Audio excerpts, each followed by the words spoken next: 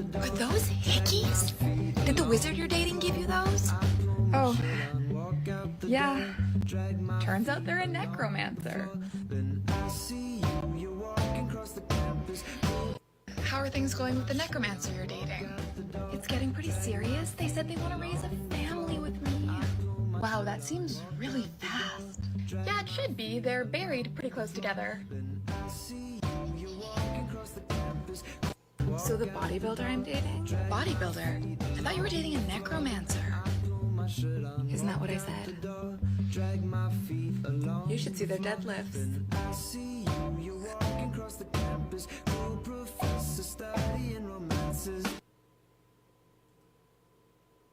Hi, Billy Mays here with the Epstein Files, the explosive archive everybody's talking about. Over 1,200 pages of real, declassified documents, packed with names, dates, and... Hi, Billy Mays here with the Epstein... I won't let anyone touch them. Not while I'm breathing. I need your help, Mr. President. You're the only one I can trust. We'll find a way, Jeff, but you've got to stay ahead of them. Then I keep running. This holiday season, Well, there you go. That was hilarious. Okay, now that first one was Funky Doodles. Is the name of the channel? Like I saw that. I think I told you before the show. I saw that and I immediately thought of you. It's like Yeah, thank you. every horrible dad joke in the world united. So I'm gonna have to say a dad joke after that one. yeah, so that was Punky Doodles on YouTube. Go check them out. They have a lot of good, pretty funny stuff. So, excuse me. Welcome to Faith, Fiction, and Folklore, or as we like to call it, the Tri-F Podcast, where we try not to mess the podcast up. And how are you today, Trevor? I'm all right. I'm a little out there, but not here. A little loopy, a little tired. No, I wouldn't say tired, just not aware of where I'm at. Were you high on Tylenol? I wish. No, I just took the Tylenol a few minutes ago. It should not have kicked in just yet. Oh! You know what I forgot? I apologize. I forgot to play this. Cheesecake. I forgot to play this. I'm such an idiot. Let's play How it. could whatever it I is. forgot? How could I forgot? I spent like so long working on this. Yes, boys and girls, excuse me for a minute. You're excused. Well, while you're excused, Hang on. I'm gonna say a dad joke. Not yet. Wait.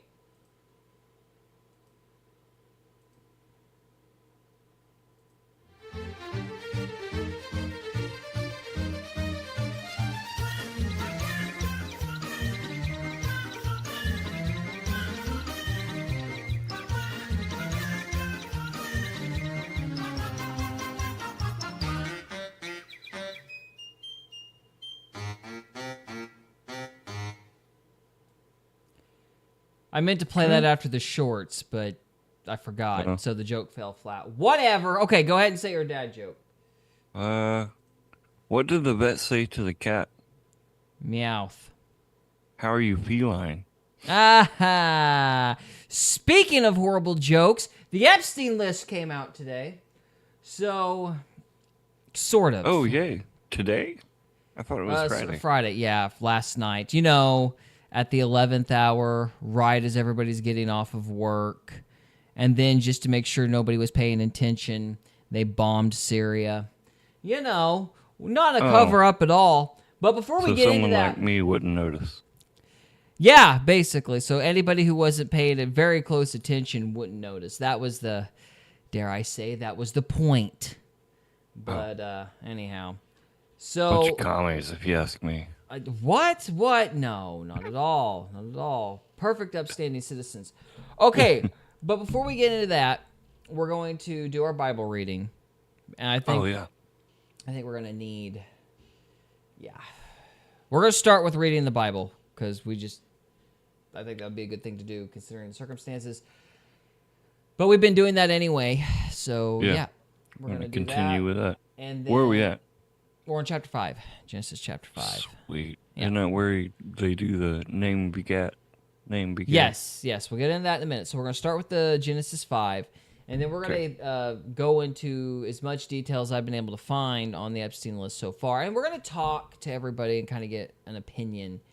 because I'm not sure whether or not to keep my spiteful logo up on the overlay, because on the one hand, Trump did sign to have these things over, like to release the Epstein list. So he did what I wanted him to do, but at the same time, the FBI was incredibly spiteful, and we have nowhere near what we're supposed to. But anyway, I'll talk about that here in a little bit. But we're going to do the Bible reading first, then we're going to talk about Epstein, and then we're going to end the show on monitoring spirits? Monitoring Spirit. Okay. From Bob Larson. From Bob Larson, okay. I love Bob Larson. He's pretty cool. Well, there you go. All right, well, first, we're going to begin with our Bible reading. So let me get that set up. I should have got that set up already. You didn't have it set up? I do now. We're good now. So, do you want to read it or shall I? Let's see. This is the book of the generations of Adam from the King James Version. Sorry. Yep. In the day that God created man, in the likeness of God made he him. I sound like Yoda. Feels like Yoda. Push through. Or do you want me to keep going? Male and female created he them, and blessed them, and called their name Adam in the day when they were created. And Adam lived 130 years, and begat a son in his own likeness, and after his image, and called his name Seth. Could you imagine having a kid at 130? Yeah, I can't imagine being alive at 130. That's crazy to me. It's yes. like, I'm barely scraping by at 35, and it's like, well, Adam was 130 when he had Seth. That's crazy. Well, do you believe in the dates that are presented in the genealogies? Is that something that or do you think they're like symbolic or something? No, I believe that they were able to live longer because it was just a healthier environment. Think so? You know, it was easier to breathe and how does Kent Hovind put it with the whole globe type I think enclosure system? I think his theory was what? The canopy theory. There was Canopy higher oxygen pressure or air pressure and higher oxygen, and they were able to live longer because there was less radiation and a lot of things like that. So that's crazy. Yes, that is one theory. I mean, I'm inclined to believe, like, I don't buy like all of like the creationist narrative, but that is one thing I do find kind of compelling, because they did have to have an environment that was dramatically different, because you couldn't get a Tyrannosaurus Rex, for example, today either. Yeah. You know, you couldn't get a Bronchiosaurus. It's not that they went extinct; they literally couldn't survive. They would suffocate. Right. So we're at verse 4. Yes. And the days of Adam after he had begotten Seth were 800 years, and he begat sons and daughters. So he lived for 800 years. You got a lot of kids in 800 years. Mm-hmm. You can indeed. Verse 5. And all the days that Adam lived were 930 years, and then he died. And Seth lived 105 years and begat Enos. And Seth lived after he begat Enos 807 years, and begat sons and daughters. And all the days of Seth were 912 years, and he died. So just between those two, they could have had lots of kids that spread all over the place. Yep. And who knows where. That is correct. Verse 9. And Enos lived 90 years and begat Canaan. And Enos lived after he begat Canaan 815 years, and begat sons and daughters. And all the days of Enos were 905 years, and he died. And Canaan lived 70 years and begat Mahalalel. Did I say that right? Mahalalel? Mahalalel. I'm going to say yes because I don't want to say it myself. So, Mahalalel. We're going to say that. Mahalalel. Mahalalel. All right. Sorry, go on. Verse 13. And Canaan lived after he begat Mahalalel 840 years and begat sons and daughters. And all the days of Canaan were 910 years, and he died. And Mahalalel lived 60 and 5 years and begat Jared. Well, Jared's easier to say than Mahalalel. That is true. Probably because he got tired of trying to say his own name. It's like, I'm naming my kid Jared. This is ridiculous. Just call me Maha. We're going to 2 syllables. We're going to 2 syllables limit on the names here. Yeah. And Mahalalel lived after he begat Jared 830 years and begat sons and daughters. And all the days of Mahalalel were 895 years, and he died. And Jared lived 162 years, and he begat Enoch. Ooh, do you think the book of Enoch is real? I think it was written... I basically agree with Wes Huff. I think it was probably written about the time of the Maccabees. I don't think it's actually... The one that we got, I kind of doubt, is the one that we're supposed to have. I'm a little dubious about it. What about you? Do you think it's real? Yes. Why? I don't know. It's just... I like to believe in stuff until it can be proven not real to me. It's just my own personal way of looking at things. I think they're real until I can, someone can tell me and show me with proof it's not real. Gotcha. You be careful of that. It's very difficult to prove a negative. It's Right. It's very difficult to prove that unicorns don't exist. So Well, that's because they do exist. you'll see. There you go. See, that's why the burden of proof is on you, though, because that's the affirmative claim. Yeah, So- I have to prove that they are real now Yeah. that I've said that, right? Yeah, right. You got to provide Maybe we'll something. do it. Maybe we'll do an episode on finding unicorns. Finding unicorns. So I've got a whole bunch of stuff pulled up on fairies. Apparently, people believe in fairies still. Yeah. That is a fairies thing. and unicorns and mermaids. Yeah. Maybe we should do stuff on those. It's on the to-do list Sweet. behind all the Jesse Lee Peterson videos and the plethora of other things we said we were going to do. And the decades of Epstein. Oh yes, this Epstein stuff. But we'll stay focused on. Stay focused. On Okay, this, so we get through it. verse So- 18. Yes. And Jared begat Enoch and 19. And Jared lived after he begat Enoch 800 years and begat sons and daughters. And all the days of Jared were 962 years, and he died. And Enoch lived 65 years and begat Methuselah. And Enoch walked with God after he begat Methuselah 300 years and begat sons and daughters.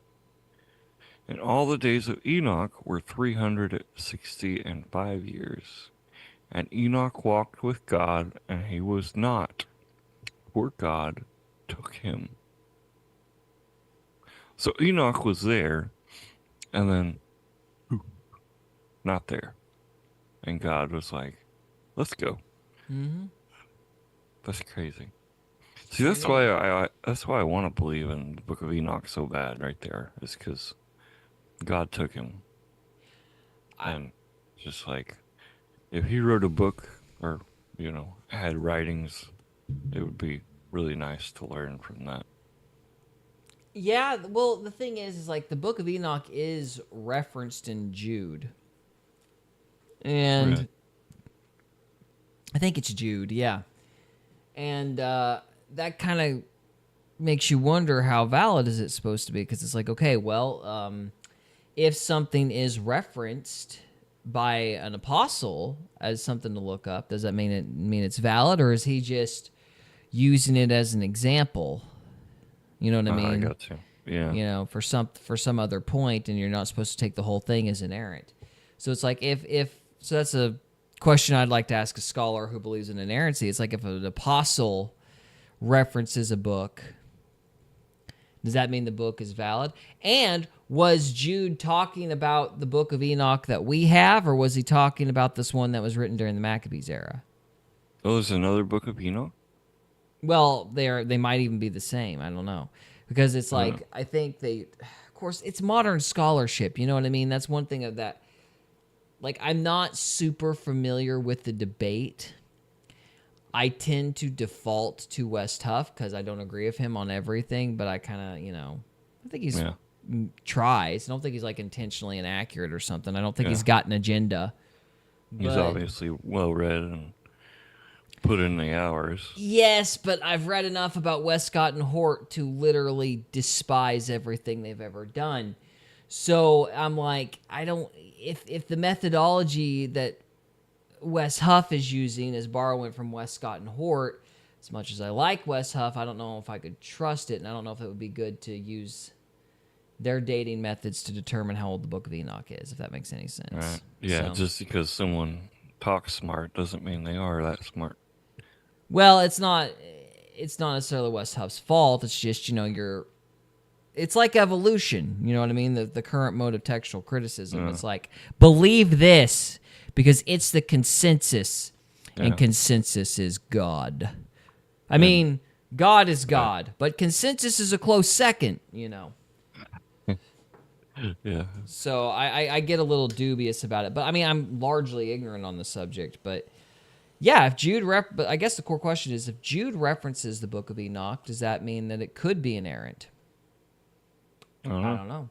I personally, just speaking from an emotional level, I would prefer if Enoch were not true, because I don't really believe this idea that the angels could not be redeemed. Like, just from a doctrinal standpoint, I disagree with that. So it kind of makes me emotionally more dubious about the Book of Enoch. So you think God would forgive them for rebelling if they came to repentance? Oh, yeah. I think he would. I think the issue is that... Because it's like... If it's just like people. People have such a hard time with forgiveness and grace. Yeah, we do. And just accepting that God... we love it for ourselves, but... Boy, that neighbor who mows his lawn and dumps his clippings into my yard, he deserves to go to hell. He deserves to go to hell. God would surely not forgive that man and his grass clippings. You know what I mean? Does he actually do that? No. Fred's a wonderful person. That's an example. But you know what I mean? Like, we have our little petty grievances. Right. Joyce Meyer has this saying, we look at ourselves with rose-colored glasses, but we look at everybody else with a magnifying glass. I think that's incredibly apt. And I think there's a lot of people who badly desire there to be a hell because they cannot abide the idea of redemption and grace. Because that means somebody they don't like might get it, Yeah. And I think there are some people that are just self-righteous enough to throw themselves into the mouth of hell when they find out that neighbor they don't like is going to be in heaven with them. Yeah. They don't want to deal with them in heaven. Yeah. It's like, well, I don't want to be here if you're here. I really do think there are people like that. I think there are people that are that spiteful. And, I've always kind of subscribed to the idea that hell is locked from the inside, and that the rebellion isn't so much, God saying, "Oh, you broke the rules, you're not worthy." It's spite. It's, well, I did all this work, and you mean I'm just as valuable as that other guy? I'm not better than him at all? I'm going to go to hell. Forget this. I don't want to be here. What do you mean the first shall be last and the last shall be first? That's bullcrap. That would explain why he threw him down to earth instead of straight to hell. Give him a chance, an opportunity. See, I think, and this is just my own personal sentiment, I think sometimes God's wrath is us getting exactly what we want. And I think hell is basically a lot of people getting exactly what they want. But people don't weigh the cost. They don't ask themselves, okay, what does it mean to live without God, really? You know what I mean? Yeah, some people, like me personally, like, also, we only get a taste of what it is to live without God completely, because if he was to pull back his protection completely, like Job, the devil and the darkness, they would have their way with us. It'd be awful. Mm-hmm. So, which is what I think might be happening. Our country might be headed in that direction, but we'll get to that here in a minute. But yeah, I don't think that the angels or whatever, the watchers, whatever, did something so bad that God just obstinately refused to forgive them. I'm like, that's not how I think God does things. And I don't see any reason in Scripture to think that there's an instance where he would. Like, good night. The devil himself is still, like, allowed into the kingdom to an extent. You remember Job? Where the devil shows up, and God's like, where you been? Yeah. And he's like, oh, I've been walking around the earth, you know. Yeah, 2 and 4th, and God's like, have you considered my servant Job? Mm-hmm. Yeah. And what do you think that is an incredibly suggestive story about the relationship between God and the devil? Yeah. It's almost like still there's his father at the end of the day. Yeah, well, it's almost like there's a long-standing bet is not the right word, but there's a conflict, a disagreement. The devil does not believe mankind is worthy of God's affection or something to that effect. You know what I mean? Yeah. It's just the same as flipping people. People justify the horrible things that they're doing by going, well, basically everybody's selfish and everybody's just like me, and if they were put in my position, they'd do what I do. I mean, that's essentially what the devil is saying to God. You know, when God starts talking about how great Job is, the devil's like, oh yeah, well, if you weren't so nice to him, he'd act just like me. You know. Yeah, this sounds just like a lot of people, actually. Yes, exactly. They rationalize their own degeneracy by saying everybody's just as bad as I am. You know? And so, given that those motifs are in other places in Scripture, I have a very hard time believing that Enoch is, or at least the version that we have, is accurate, because the idea that God would just immediately wash his hands of somebody because they do something bad, I'm like, no, normally people reject him. Like, it's not that, it's like God is constantly reaching out to people and people reject him. That's the theme. And I don't see why that would be any different with the angels. Yeah. Or like Adam and Eve, they just want to hide from him. Yeah. And they blame each other. Mm-hmm. You know? They don't admit what they did. They blame each other. They hide from him. It's not until they're cornered, basically. So there's nowhere else to go but up. Yeah. And so it's like, I think in a large measure, we separate ourselves. You know, I don't think it's a deal where God is like, oh, you did that thing, I'm so mad, because he knows what we are.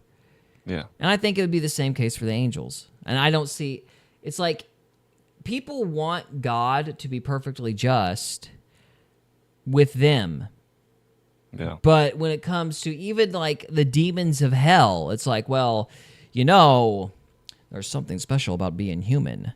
That's why the demons are so mad, because, you know, we're so great and God gave us mercy. But he didn't give those angels mercy because he didn't like them as much for some reason. We don't know why, but we're pretty cool. I mean, it's ego. It's like somehow, some way, people always find a way to make themselves superior to something or someone else.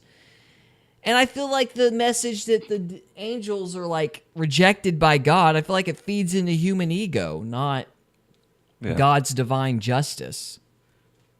So I suspect it. I'm very suspicious about the book. You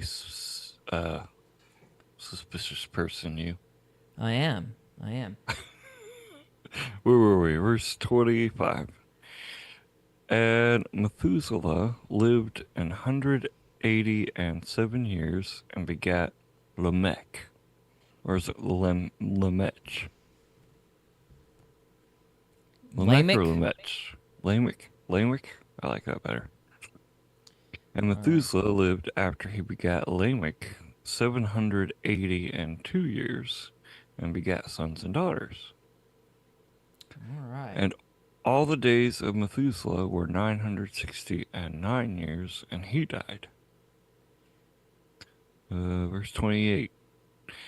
And Lamech lived 182 years and begat a son, and he called his name Noah. Yay, Noah! I know a guy. You want to build a boat? Oh my goodness, that deserves punishment. And he called his name Noah, saying, the same shall comfort us concerning our work and toil of our hands, because of the ground which the Lord hath cursed. And Lamech lived after he begat Noah 595 years, and begat sons and daughters. And all the days of Lamech were 777 years, and he died. And Noah was 500 years old, and Noah begat Shem, Ham, and Japheth. All right. Apologies. I just realized that the chat is down, so I'm having to reset it up. So you might need to stall for me. Are we done with chapter 5 already? Yeah, that was I believe that was the end of chapter 5. So. Okay. Hang on a minute. Bear with me here. I've got to get everything kind of redone. Okay. Okay, well, while you're doing good. that. All right, we should be good. That was easier than I thought. How about that? Ha ha ha. What was easier than you thought? Getting the chat fixed. So we're on Noah, huh? So Noah was 500 years old, and Noah begat Shem, Ham, and Japheth. Yep. All right, so that's chapter 5. You want to keep going, or? We have got 2 minutes left, so I think we ought to just have some final thoughts before we move on to chapter 6 next week, because we're not going to be able to really hit chapter 6 very well. Ad-lib for a little bit. Yeah. So they have charts when it comes to the young Earth creationist crowd on this stuff. They have charts with these genealogies. Have you seen Kent Hovind's chart? Yes. Let me see if I can pull it up, actually, real quick. Do you want me to read the word of the day while you're doing it? Sure. Word of the day. Imbroglio. An extremely confused, complicated, or embarrassing situation. Imbroglio. Imbroglio, huh? Here's an example sentence. What started as a simple misunderstanding about carpool duty turned into a full-blown family imbroglio by the weekend. Bless you. Thank you. So I got the chart up. Can you see it? Yes, I can see it. So this is the claim. They got you've got Adam, who lives to be about 135, an additional 800 years. And so it's like, if you follow this chart out, they say it gets you to about 6,000 years of human history. That's where they get the idea that the Earth is 6,000 years old. Have you seen this before? Yeah, I've seen this. Yeah, Kent Hovind has one just like it. Yeah, Kent Hovind used to show this all the time. Yep. See, I don't know if I buy this. I've always kind of wondered if the numbers might represent something else, but I have no idea. What are you not sure about buying? The idea that the numbers are their actual ages. But I could be wrong about that. I've always just been a little suspicious of it. Yeah, I think having it in instead of the bar like this, if they did like family tree type looking deal, Yeah, would make more sense. Yeah, That's just me. I don't know. See, because it's like it's not in this particular genealogy, but when you get into Nimrod and Peleg and some of the later genealogies, it's like those names start to mean. It's like at the beginning, Adam just means man. You know what I mean? And then what was it? Can't hope it says Peleg said Peleg, the day the earth means the day the earth was divided, and then Nimrod means hunter of men, and so it's like, okay, well, if these names are starting to take on specific meanings, wouldn't that suggest that the name's indicative of an era or something? And maybe that means the numbers mean something different. But I'm just speculating. I mean, it could be literal. I don't know. Well, But they started, didn't they used to name the kids' names based on how they, like, were acting?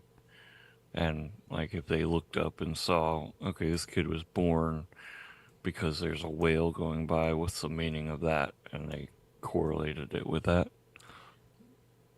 I don't know. We need a young Earth creationist come on here and explain this to us.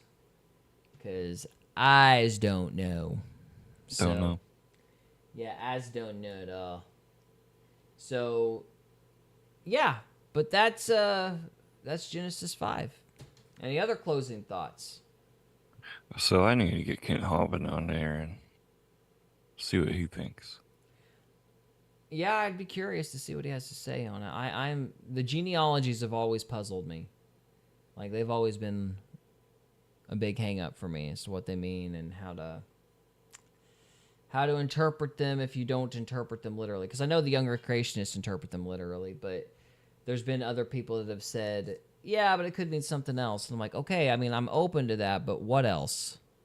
Yeah, You what know else what I could it mean? mean? Like, yeah, like what? Because I have always heard, just in passing, not ever in any detail, that the numbers meant something symbolic and the names meant something symbolic, and there's some correlation between the two. That's always what I've heard, but I've never heard anybody go into detail. It's just something I heard growing up in church. Well, maybe we could look into it. Yeah, that would be... Add that to the list of things to look up. But that's something I don't... That is one thing I don't know. The genealogies have always stumped me. Yeah. So, anyway. I've always just not really paid attention when the pastor was like, begat. I'm just going to pass out. And then you wish you'd paid attention because then you get older and you're like, I don't know what this means. Yeah. Yeah. Yep. So, anyway. I'll just give it to God and see what he tells me. You know what would be really interesting would be, ultimately God is going to let the truth be known in his own time. But what would be really interesting to me would be to get somebody who's a young earth creationist and somebody who's not, who has like another like more symbolic view. I'd love to see two of these guys debate about the genealogies. I think that'd be very fascinating. But I'm largely ignorant on the topic, so it won't be me. I don't know anything about this, or at least not much about it. Maybe I'll see if I can find it, because Kent Hovind has had those type of debates With people regarding the genealogies? Yeah. That would be interesting. We might have to try I'll to see if find I that can and look it find up. one. Yeah, that'd be fun. Okay. Well, I think we're done with part 1. Heck yeah. All right. So, guys, if you are watching us on the live stream, stay with us. We have got 2 more segments left. If you are watching this after the fact, thank you so much for watching, and we will see you next time. Thank you. Now, on to part 2. Part 2. Epstein. Epstein. Do you want to lead us in, or would you rather me lead us in? You do it. All right. Welcome to Faith, Fiction, and Folklore, or as we like to call it, the Tri-F Podcast, where we try not to F the podcast up. And today, we got the Epstein List. Which one? Barely.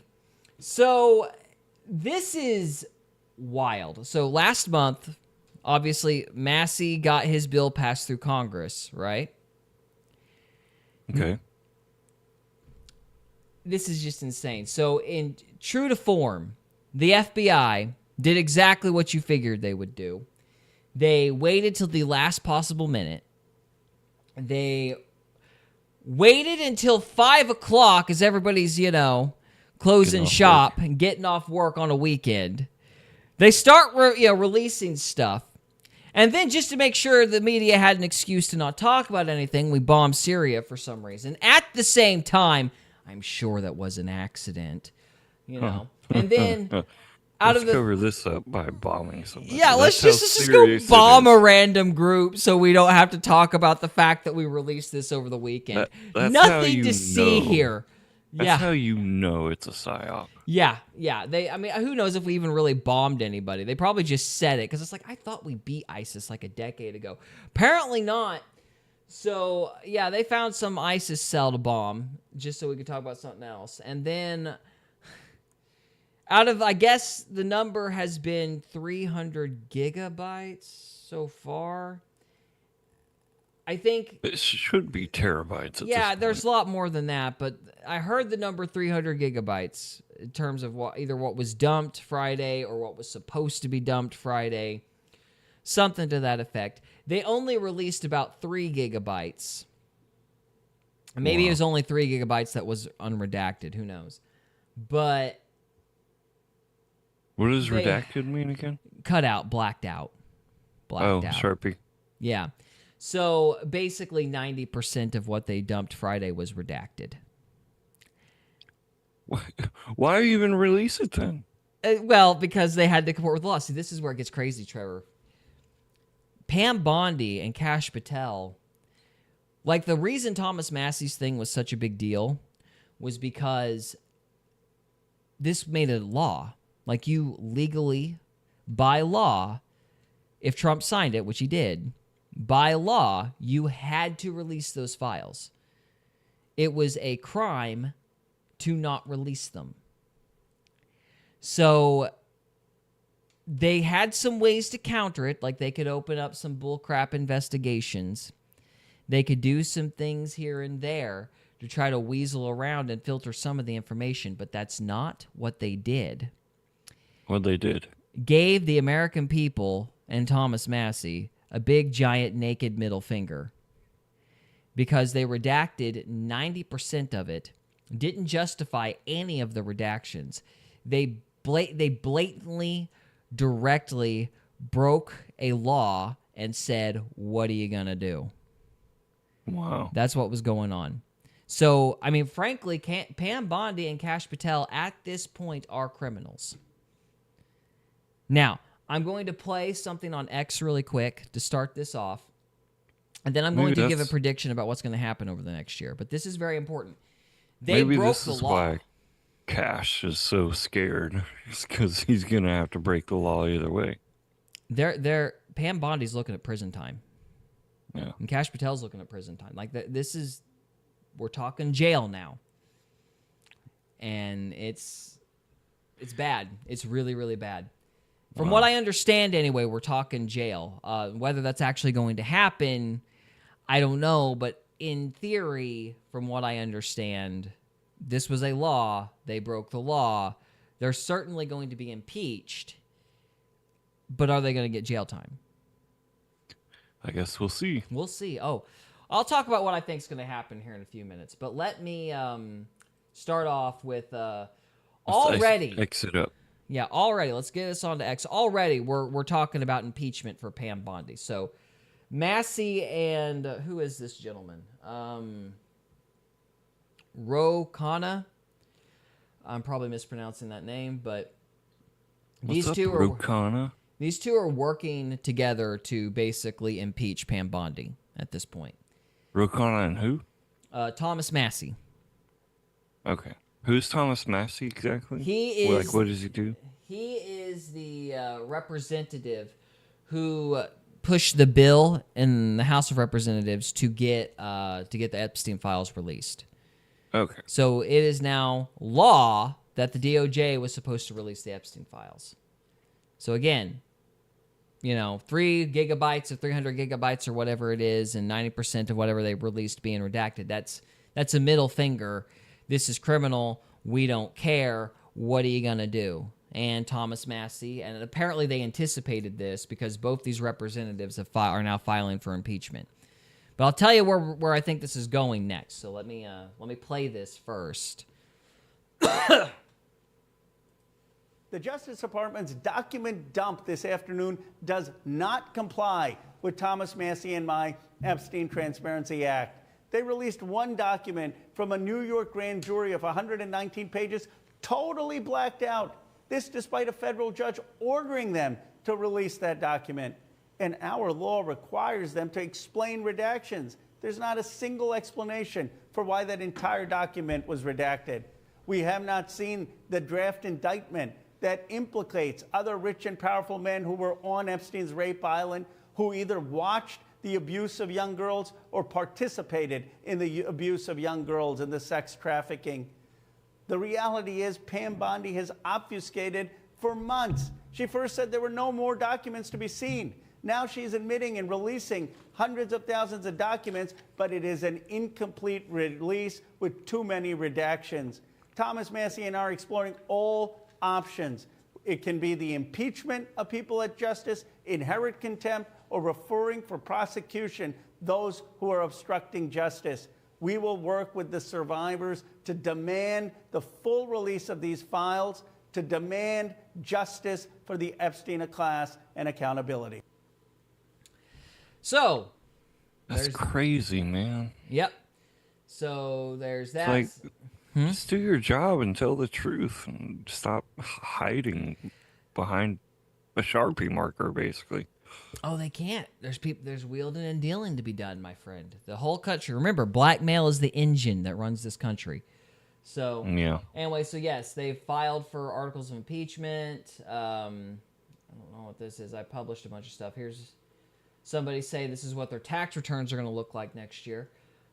That's The Justice crazy. Right? It's like we get the date and time of each page, and that's it. Yeah. So here's an example of some of the redactions that were on there. And just Wow. This is another example. This is an entire Page. 1, 2, 3, 4, 5, 6, 7, 8. So sub 64. 1, 2, 3, 4, 5, 6. So 6 times 8. Some 48 plus 6 times 8. I can't do math. It doesn't matter. A lot of freaking redacted pages right there. Wow. Yeah. So here's another example. Isn't that insane? So basically, here's your list, but there's nothing there. Yep. And they were blatant, and they were like that. Bram Stoker said in his book Dracula that the criminal mind is really just an adult with the brain of a child. I can think of no better way to describe the FBI, because that was just pure spite and petulance. But also highly illegal, from what I understand. So there's no lawyer's dodge here. Like, this was just, F you, bring it. That's what this was. So what are they so worried about? I mean, are they on the list themselves? Which they seem a little young to be on the list themselves. I think that there are people who run major portions of the... This is just my opinion, and this is what you're asking is what we're all trying to figure out. Yeah. In my opinion, I think that there are people with a lot of money that were tied to Epstein, and I think they are probably holding the economy for ransom or whatever. It's like, look, if you show our names, we're pulling our money, we're taking it to Europe. Like, I think they're probably threatening to crash the stock market or something like that. Because that's my guess. Because these guys, and also you ask, like, that's one component. So you've got people threatening the economy. I think that's one aspect of it. The other aspect is you have to understand that this is methods and operations. Like, this is the method of operations for the CIA, for the FBI. Like, this is blackmail racket. The way that this goes is you start off with taking naked pictures of people with prostitutes. Yeah. You move on to stuff with kids. And then you move on to, like, killing kids And there's like this whole tier system that these guys have been using for forever. And this is stuff that people have been talking about since the 80s, late 80s, early 90s was the stuff I first came across. I came across Catherine O'Brien, which I've showed on this show before. I came across her like 10 years ago, like a decade ago. And that was before this Epstein stuff ever came out. But what's been fascinating is the stuff that I came across a decade ago, this Epstein court document stuff, and the women that are coming out as a result of the Epstein stuff, not the Catherine O'Brien stuff, that's all converging. Like, these stories are matching, which indicates to me this is really going on. Because you've got people that have never heard of each other, disparate sources, all saying the same thing. So it's no longer a conspiracy. I don't think so. I don't know how you get people that don't know of each other and are coming and are stepping forward as a reaction to one event when other events have said the same thing. Like, you have different. I'm trying to think of the right way to word this, but Catherine O'Brien is one source. Epstein was the inciting incident that brought out all these other sources. And all these other sources are describing the same thing Catherine O'Brien described before any of this came out. Wow. So, to me, that's a confirmation that this is really going on. Because they're not dogpiling, basically. It's not like Catherine O'Brien said something and then they all were like, oh yeah, that happened to me too. It's this whole Epstein thing that's completely unrelated, or at least of a similar vein, but not related to Catherine O'Brien. And then all these other women are basically saying the same thing Catherine O'Brien said as a result of the Epstein files. Does that make sense? Yeah. Hey, K-Lex, how's it going? Hello. Good to see you, man. So... Yeah, that makes sense. Yeah, I think, but it's a blackmail engine. It's basically, if you want to play in our reindeer games, you've got to be willing to let us have embarrassing information on you. We're going to give you embarrassing information on us. And we're all going to protect each other's secrets. And that way we're one big, pretty club, and we're all loyal to each other. So it's kind of like a crossroads demon type thing. Yeah, and it's like the mob, and it's like a gang initiation, and it's like a cult. It's the same crap over and over and over again. And so I think that's how the CIA and these intelligence agencies have been operating since probably like the 70s, if not before. Since they started. Yep. Wow. Yep. So it's coming out. They know it's coming out. And what that means in practicality is that your taxpayer dollars have been going to child trafficking. And that's why it matters. There ain't diddly squat I can do about it. Pretty much, unless you want to go to war. So, because voting ain't going to fix it, not unless they actually destroy the CIA. Like, which, hey, that's why I liked Vivek Ramaswamy. Remember that guy? The guy saying we need to, shut down the CIA and the FBI. He ran for president, got rid of Rhonda Romney, or whatever her name was, the original RNC head. Wow. Ran her off, got Laura Trump in there so they could protect against the voter fraud stuff. He wanted to get rid of the agencies because he didn't think they could be turned or, reformed. And I think he's being proven right in spades, given the way Bongino and Patel have behaved. Which, as an aside, Bongino is gone now, by the way. He officially left the FBI. Well, he couldn't handle the heat. Well, the speculation was that he was mad about being forced to lie or being told to lie. He went along with it, did lie, and played good little soldier. But he was sickened by it and left. Oh, well, good on him then. Yeah, if he actually fesses up to what they were doing in there, good on him. If he just leaves and bows quietly into that good night, I don't really care. Runs and hides under a way rock. to destroy your legacy. Good job. Anyway, Does he still have a podcast or something like that? Yeah, but I don't know. I mean, he might go back to it, but who's going to listen to him? He has no credibility now. I mean, he's been proven to be a liar. He looked at us and said, I've seen the tapes. He killed himself. I know what it means. It's like, trust me, guys, I'm the government. And then, but behind the scenes, he's sitting there going, we shouldn't be doing this. And I'm glad he bowed up to him behind the scenes. That's good. But he still lied to the public. It's never good to do that. No, it's like, well, you've destroyed all your goodwill of MAGA. I don't know what you do now. So Run hide under a rock. Just go quietly into that good night, I guess. That or out it all.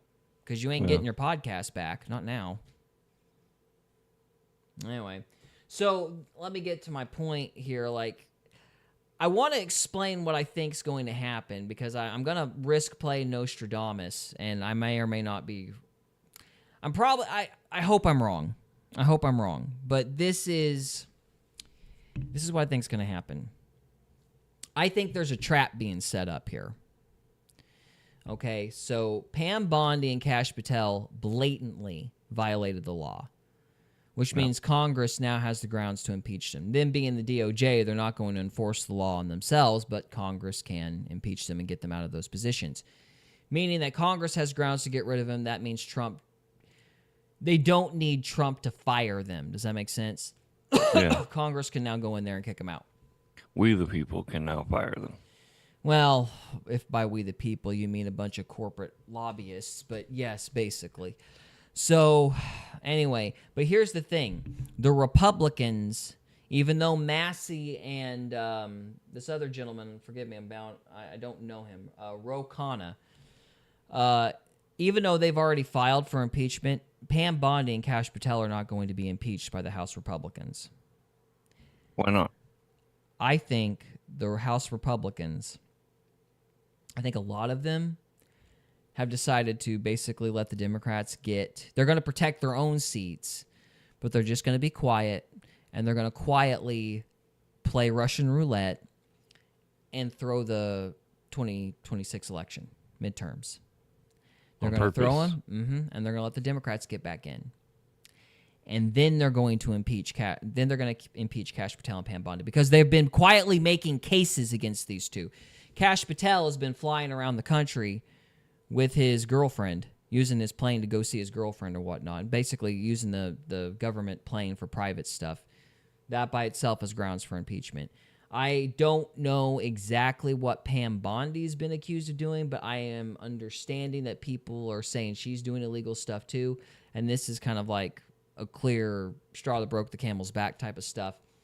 The Democrats are basically, I think the Republicans are going to sit on their hands unless Massey and some other people can rally and somehow persuade these guys, make Mike Johnson irrelevant. I think they're going to sit on their hands. They're not going to impeach him. They're going to let the Democrats do it. And here's why. Because if Trump does not fire Kash Patel and Pam Bondi, he becomes complicit since they blatantly violated the law. It's like, why? Well, he's already been pretty complicit up to this point. Yes and no. Yes, he's the one that told them to say Epstein killed himself. Yes, he's the one that's been trying to shut down the investigation. But he's also the one that signed the bill. So that kind of absolves him a little bit. But since they so nakedly violated the law here, if he goes along with it and doesn't fire Pam Bondi and Kash Patel, the Democrats, who made up stories about him getting peed on by Russian hookers just out of whole cloth. Well, let's remember who we're talking about here. The Democrats who have made crap up for the last decade. Well, They're going to be the ones that sit there and go, President Trump was complicit in this cover-up. He should be impeached. Bottom line is this. I think by the beginning to the middle of 2027, if Trump does not fire Kash Patel and Pam Bondi, he will be impeached and out of office. That's where he's not going to want that. Well, he'll die in prison if that happens. Because they've got that bullcrap fake charge stuff that they actually convicted him of. That hasn't went away. That hasn't went away. It's still there. So that's on the back burner for a wide list of things that's got to get dealt with. And even if that does get dealt with, or I'm wrong and it has been dealt with, they're still going to make crap up to throw him in jail, but they got to get him out of office. And if they are able to successfully get him out of office, and if they're able to successfully get him out of office, they'll just make something up and reestablish control of the DOJ. They'll make something up and throw him in prison. Because they don't really care. Yeah, right now I would say it is a 50-50 shot that he is out of office by mid to middle of 2027. That's my prediction. And every day he doesn't fire Kash Patel and Pam Bondi, that becomes more and more likely. Because this naked violation of the law changes the game.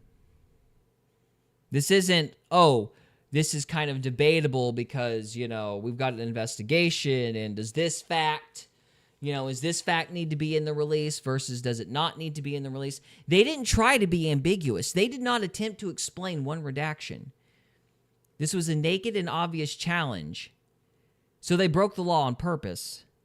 And that is to basically associate Trump with a crime if he digs in his heels and refuses to admit that he made two bad choices. Does that make sense? Well, yeah. I'm on par with you now. We'll see if I'm right. I could be wrong. I hope I'm wrong.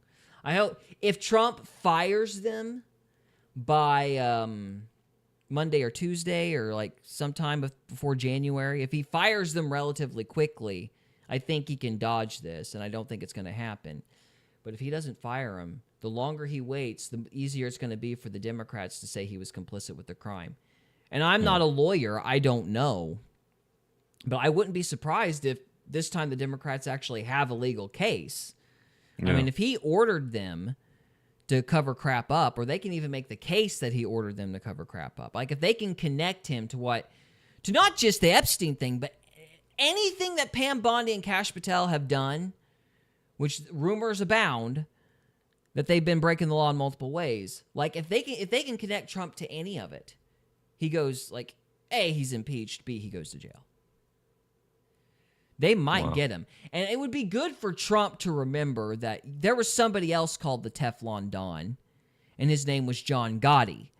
And it took him 5 times to get John Gotti, but they eventually got him. And so Donald Trump would be very, very smart to disassociate himself from his Department of Justice right now if he wishes to remain in office. Because this was a naked challenge to Massey, and it was done out of spite and contempt. And they're like, yeah, we broke the law. What are you going to do about it? So this thing got dangerous. We'll see what happens. It's probably always been dangerous, and now it's just really dangerous. It keeps escalating. Like life and death situation type dangerous. And the worst part is for myself, I'm like, you know what? If this is what ends up happening, Trump deserves it. Everybody in the dog told him this was going to happen. He's brought this on himself. And I hate it, but I mean, Jones and everybody else told him. And I think probably Marjorie Taylor Greene told him. And he's been calling anybody who challenges him on this stuff a traitor. And so it's his ego basically keeping him. Yeah. His pride. But it does put me in a weird spot because I'm still trying to... Do I keep the still no list thing up on the overlay? Because he did technically sign... Like, it's possible he didn't know about this. Like, he might have told Pam Bondi and Kash Patel to do this, but it's possible he didn't. I don't know. But it's like... You could keep it up, but put, like, a 90%. Still... Yeah, we're going to have to add, like, a percentile to the... Because this is technically the list. But still no 90% list. Yeah, I knew there was going to be like some redactions. I knew there was going to be some kind of gameplay, but I did not imagine they were going to do what they did. Like the contempt for the public and Thomas Massey in particular, like it's palpable in the way that they did this. Like, that's crazy. It's amazing. I knew they were going to pull that wait till 5 o'clock on a Friday crap. I didn't think they were going to bomb Syria, but, the same time. But I knew they were going to sit down and wait. I just didn't think they were going to redact quite as much as they did. Like, but here's the thing, Trevor. even the 3% or so that we got is messy. Oh, really? And yeah, it's... We should come up with an app that unredacts stuff. That would be nice. But either way, you don't want to be Bill Clinton right now. Uh-oh. Is he in trouble? Well, this is the brilliance of your bureaucratic FBI. See, these people, they justified all this crap by going, "Oh, see, we need to protect the identity of the victims. You know, we've got to block the faces of the victims. We got to protect the victims."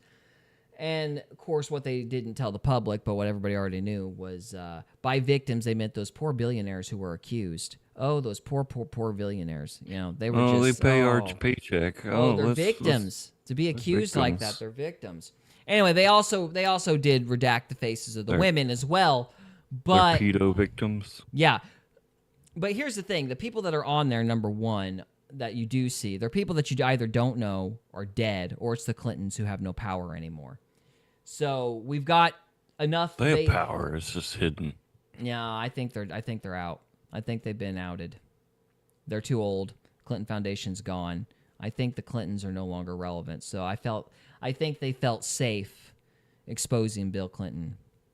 Oh, okay. So I think that's why he's on there. But anyway, do we have any? Do you have any like pictures or anything? Asmongold does. We're gonna watch Asmongold's video here in a little bit, but I wanted to set some stuff up first. Anyway, so yeah, Clinton's on there. What was I gonna say? Dad, blame it. Oh, sorry. It's okay. But no, here's the joke of it. They still redacted the women that were victims. And so all those pictures of women that were sexually assaulted, because you've got, like, the FBI is a joke. I mean, they sit there and they redacted Bill's name, but you can tell it's Bill's name because his freaking pictures are all over this dump that we've got. And you can tell it's like 4 letters. And so it's like DOJ testimony, black space, did XYZ to me, which means it's like Bill Clinton did XYZ to me. And if you look at the very fact that they blacked out the faces of the women around Bill Clinton, what does that tell you? Tells me they're trying to save his ass any which way they can. Well, they're going to condemn him because the women that have their faces blacked out are victims. And Bill's around them all the time. That practically proves Bill Clinton's the one that was victimizing the women. So it's like by the freaking FBI's own blasted testimony, they pretty much confirmed that Bill Clinton's one of the main perverts in all this. So, well, I mean, it's possible that Bill Gates was behind the photograph attacking the women, but, He did have someone under a certain desk at a certain point. Yeah, well, he's had a reputation for this kind of stuff for forever, since I was a little kid, you know. And now you've got pictures of him with all these girls that have their faces blacked out. It's like, well, why are their faces blacked out? Because they were victimized. Well, who victimized them? Probably the only man in the photograph. Wow. So I think that's one of the guys they were trying very hard to protect, because everybody knew Bill Clinton was in on this stuff, but just seeing the pictures of it, it's like, oh yeah. It's become a reality. Yeah, it's like it's getting real. So anyway, before we get into the Epstein list, I wanted to watch a little bit of Mike Benz, because Mike Benz actually put together a very large piece of the puzzle just in the last 24 hours or so. He might have figured out where Mike Benz or where Epstein got his money and how Epstein got into all this. And so he might have figured out Epstein's connection to the CIA specifically and when it all started. So I wanted to watch Mike Benz kind of putting it together at the latter half of his video. So we'll start with that, then we'll move to Asmongold's stuff, and then we'll look at some of the photos ourselves. Just to kind of show what the DOJ's, just to get an idea of what the DOJ's released. So, all right. Let's do it. Here we go. We are starting off with Mike Benz. And by the way, I highly, highly, highly recommend Mike Benz's YouTube channel. I can't recommend it enough because this is the hard work. He's the guy that sifts through the paperwork that everybody's been fighting to get and figures out what's in there. So he's the guy that sits there and reads every line that's not redacted. And He's one of the guys going through the documents, and so I highly recommend following his YouTube channel. Anyway, here we are. Guy. Safari Club co-founder, 50% owner of Capcom. His Capcom trades cleared through Bear. So the guy who runs the Saudi CIA covert clandestine supercenter, the Safari Club, from 1976 to 1981, and to secretly disguise payments as ordinary course transactions to pay for these weapons deals, he uses Bear Stearns for it. And Jeffrey Epstein is at Bear Stearns in this exact time period, admitting to using basically commodities options trades to secretly disguise those very same CIA, Saudi, probably Israeli and British as well, covert financing. It was technically run by the Saudis, but this was a joint U.S., UK, Israel foreign policy in the region. Jointly ran the Safari Club. In 1976, that's the year Jeffrey Epstein joined Bear Stearns. The Bear Stearns Forex desk opens correspondent account for the fledgling BCCI Luxembourg, 25 million daily turnover. That's the very year Jeffrey Epstein joined Bear Stearns. Right as BCCI is being scaled up by Kamal Adnan, the very counterparty in the Bear Stearns trades, specifically to launder Safari Club petrodollars. And Jeffrey Epstein was working on the oil deals right in 1982 when he got the fake Saudi passport. And Kamal Adam is the Saudi spy master who created the joint CIA-Saudi Safari Club. Ace Greenberg. Hey, that name sounds familiar. Ace Greenberg set up the BCCI Luxembourg account to scale up BCCI and the CIA Saudi Intelligence Safari Club. Hey, that name sounds familiar. Isn't this the guy who hired Jeffrey Epstein and set him up with his daughter and made Jeffrey Epstein a made man? Personally greenlighting Bear Stearns' activity with the CIA to scale up the CIA's proprietary bank? Do you think Ace Greenberg then brought Jeffrey Epstein into these deals? Guys, we just broke the entire Jeffrey Epstein story. If Ace Greenberg brought Jeffrey Epstein into the BCCI deals at Bear, that explains literally everything. It explains Jeffrey Epstein's meteoric rise. It explains how he moved up in the company so quickly. It explains why everyone was so charmed by him. Hint, not because of his charm. It explains how he got all these huge clients so quickly. It explains how he, in 1981 and 1982, he's already meeting with major CIA, MI6, Saudi intelligence officials. He's meeting with Doug Lee, Stan Pottinger, Adnan Khashoggi, Middle Eastern sheikhs. Oh, it's because he handled BCCI at Bear. Ace Greenberg opened those accounts before Ace Greenberg became CEO. The article says that Ace Greenberg brought Jeffrey Epstein into the most lucrative deals. Here are the lucrative deals. You immediately have Jeffrey Epstein handling CIA financing, disguising illegal weapons sales as complex financial transactions for commodities or oil. That explains how Jeffrey Epstein got a specialty in complex financial transactions. Oh, because he got it because he was working, he was put on the BCCI account. Oh, that explains how he's working with Edgar Bronfman because BCCI was helping U.S., Saudi, British, but also Israeli interests in the Iran-Iraq affair and in Afghanistan. Okay, so what that basically means, from what I understand, is they were running guns to the Mujahideen, and What's the Mujahideen? the precursor to Al-Qaeda. So when the Russians invaded Afghanistan, there was the Mujahideen who were fighting the Russians. We did not want to get into an open war with the Russians, so we funded the Mujahideen, which later became the Taliban. Epstein was one of the guys disguising the money. So it was looking like big fancy transaction deals with Saudi Arabia or whoever. That money was eventually used to buy guns, which eventually went to the Mujahideen.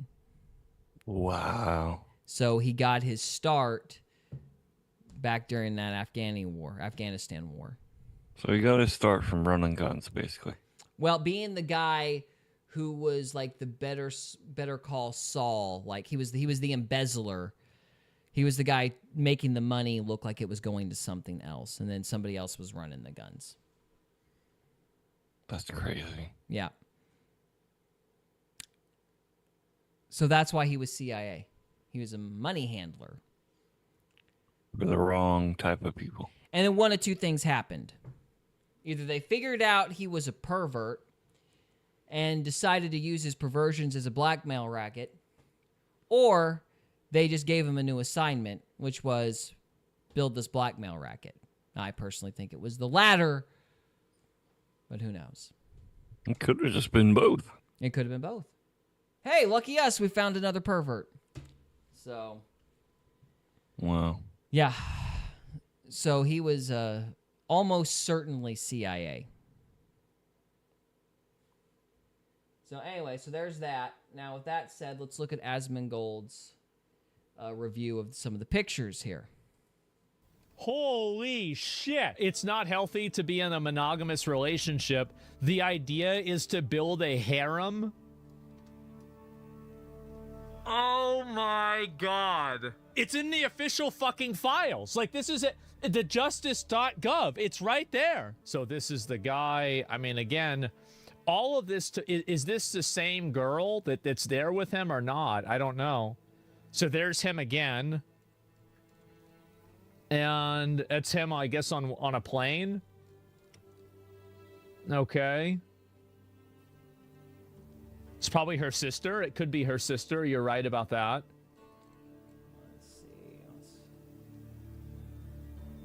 I don't even want to look at that. I just realized what that is. Okay, we'll start here. It's disgusting. Here. So, I had a crazy look, an idea. ad. We were surprised that no one had We're done it adding. before. Yeah, we're adding. We're adding. Okay, so like I said, I'm going to preface this by basically stating what I think they're doing while you're getting some figures instead of others is if the person is dead or in some measure irrelevant, then you get a picture of them. If they're still relevant to the whatever's going on today, they're going to be a victim. So that's why I think you're seeing some pictures and others. And you'll notice this is a pattern.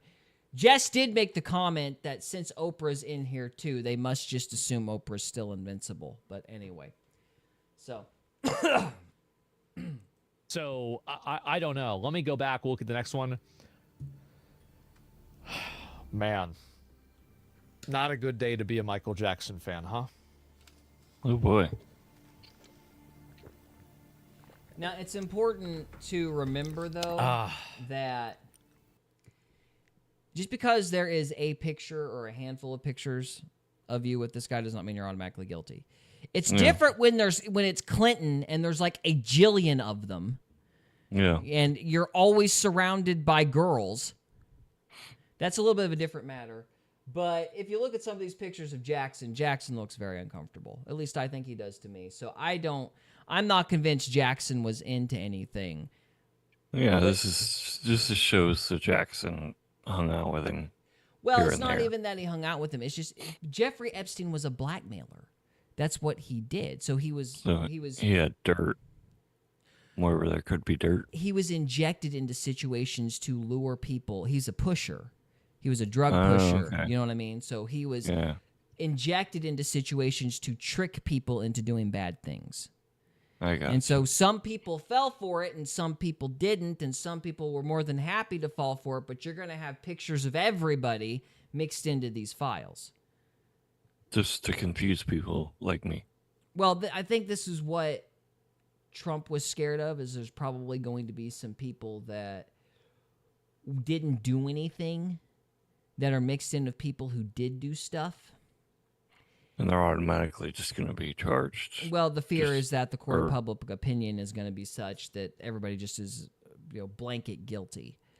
Yeah. And my attitude on it would be like, it doesn't matter what people think. You need to have an investigation on everybody and let the chips fall where they may. Innocent until proven guilty. Yes, but you still need to have the investigation. Like, you don't. The solution is, okay, have the investigation. Don't cover it up. Yeah. Yes, Keep it some people all are out going to in be the open. right. Some people are going to be guilty. Some people are going to be innocent. But you've got to investigate everybody, because you don't know. Yeah. And it's going to be a nuisance for the innocent people. But we got to throw the guys that actually did stuff in jail. So anyway, I'll leave that there. I mean, again, it's not. There's no guarantee, there's no certainty that this for sure means that he's some bad actor. But man, it's kind of weird that you've got photos next to a pedophile, right? I mean, damn. And so I don't know what to say. It's just clearly fake. Say it's fake. Yeah, I mean, like, there's points on a graph, and they draw a line that's not favorable.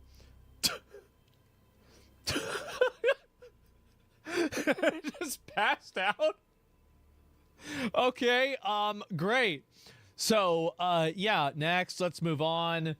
All right, this is all blocked out. What a surprise. I don't know who the fuck this guy is. I guess this is maybe some kind of fucking, I don't know. It's just like a primitive culture or something like that. I don't know. And, damn. It's a bald. Yeah, this guy looks like he's a mafia guy or something like that, right? And it's a geologist, maybe. I have no idea. Anyway, yep, some of these are just totally blacked out. Like, you have no idea what any of this is at all. And then what's this? It's just him on a fucking beach. And the problem is that here's the...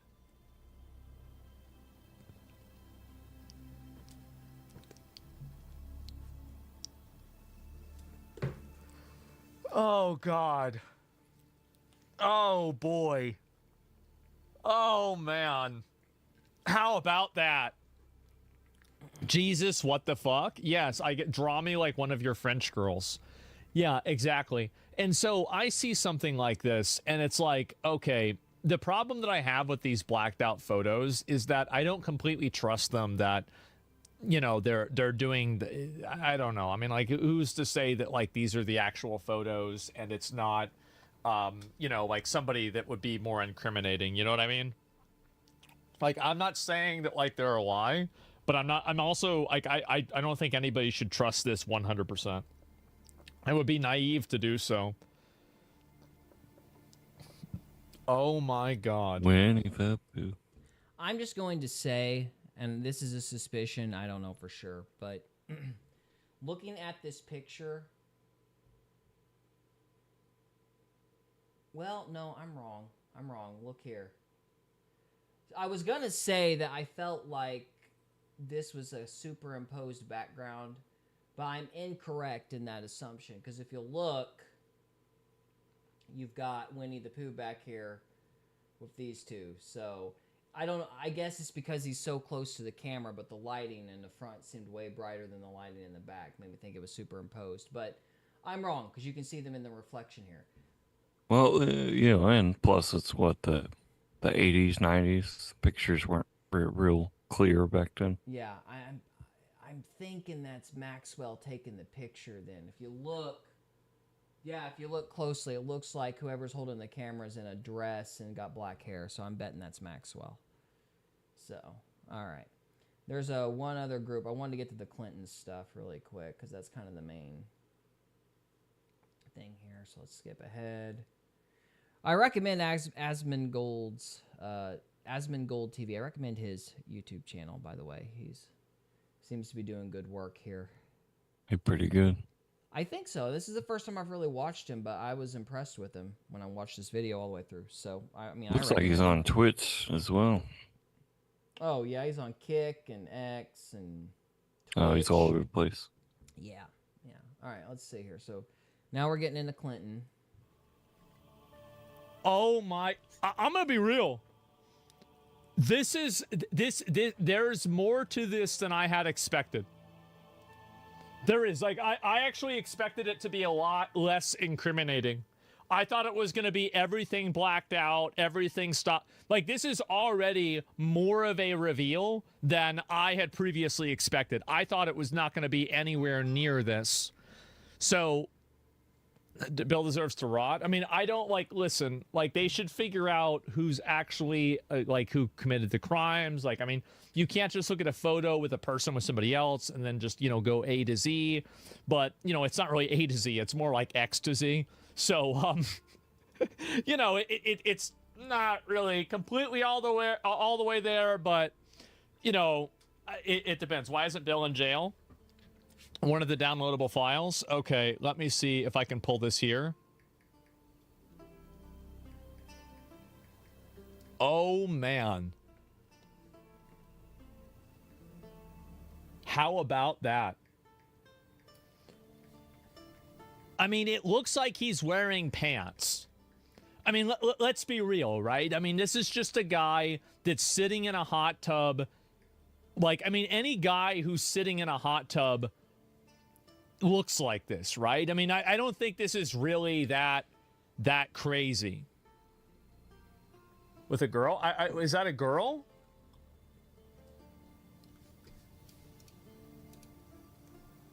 Oh. Oh, well, that's different. If he's there next to an underage kid. Okay, yeah, usually... Which he would almost have to be, because why else would her face be blacked out? Right. Doesn't know what the FBI said they were going to do? We're blacking out the faces of the victims. Here he is in a PDF files hot tub with an underage kid. That's the FBI's words. They just blacked out the face of the victims, you know. Yeah, okay, all right. That's a Yeah. Yeah, that's a little bit different. Yeah, that one's a bit... That's a bit different. Sure. Look at the feet. Yeah, I see. And at least I think so, right? And jump under the water, guys, stop. And so, yeah, just a bit. Well, let me see what this Reddit is showing, right? Because I'm going to pull it up and see if I can find it. And where is it saying here? No, a lot of these are just not really... I'm just trying to see if I can find any of these. I already looked at the majority of them here.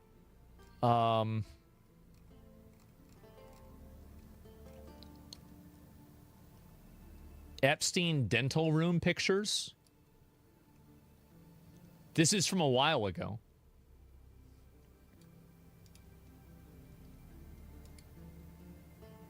What the fuck?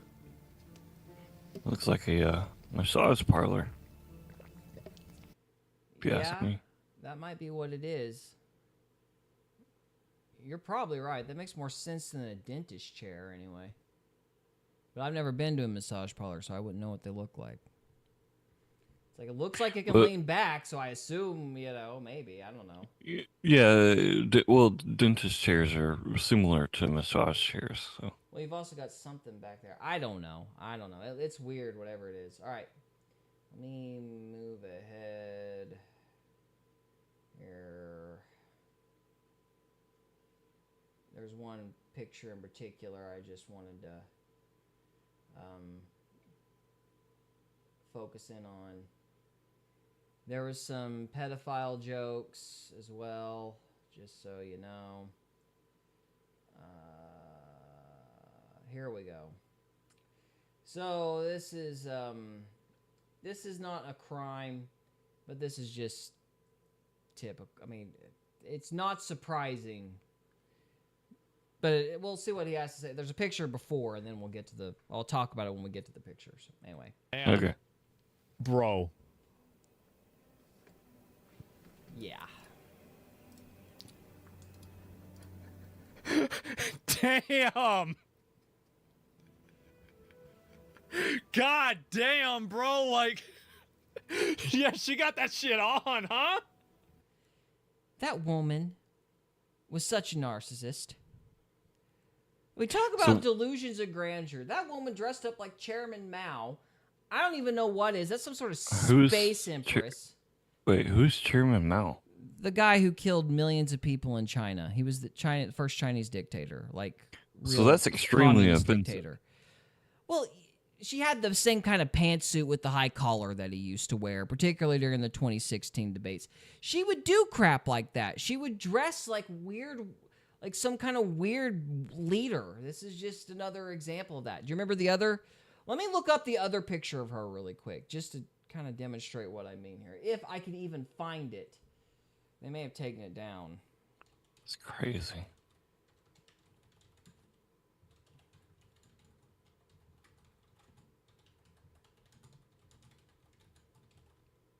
So the Clintons are definitely exposed. Yeah. There's no and if buts or who's about it. They've been outed crazily. Oh yeah, they've totally censored. They've totally censored that picture. Hang on, I could still find it, but I'm gonna have to get on Yandex or something because they are like, what? They don't want you to. Oh, they don't want you to find anything incriminating. Oh yeah, they've memory hold the crap out of that.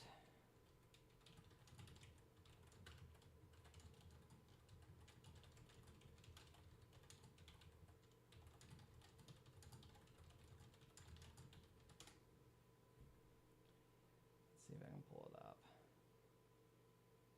Ah, there it is. Eat shorts, Google. Eat shorts. Yeah. Yeah.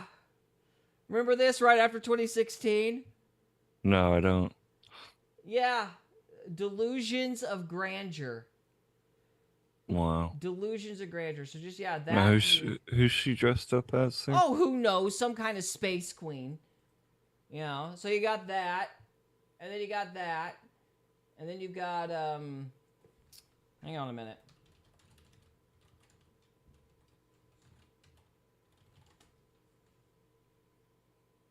Is this, no, this ain't the right one. I wonder when she's going to go to jail. I don't know if she will. I mean, I would like her to. Her, really, both her and Bill just need to go to prison. And I don't know why we've had to fight so hard to get her into jail, because she's just been Benghazi, the email scandal. Yeah, the whole email thing should have been enough. Yeah, hang on. It's like, because if any regular person would have done what she did with just the emails, that would have been enough. Yeah. Even if it was just one email that was leaked or whatever happened. Yeah. Some normal person would have been in jail for the rest of their life. Mm-hmm. So, this is not the ones I'm thinking of. But